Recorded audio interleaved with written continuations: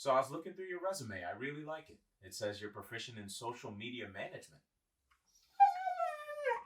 Are you proficient with the different social media platforms like Instagram, TikTok, Snapchat, Facebook, YouTube?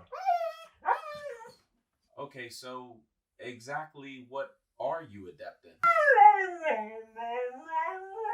I'm surprised you didn't say barking.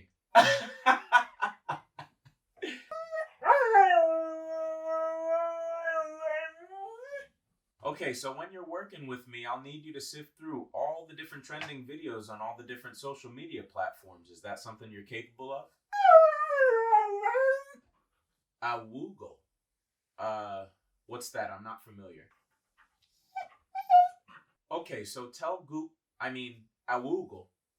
I'd like you here at 7 a.m. sharp every single morning. Moon. I don't think we're gonna be a good fit.